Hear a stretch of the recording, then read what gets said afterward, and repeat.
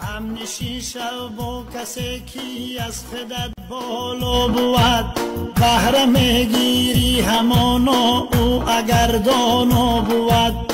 هر که جا دانا اگر با آدمی بد را نشست، می شود رسوای عالم آن که با رسوا نشست.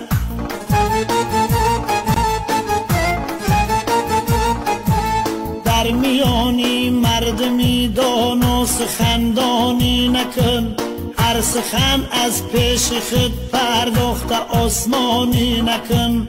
لحظه های گفتگو گب را بریدن خوب نیست، آن گپ معقول نیست، آن را شنیدن خوب نیست.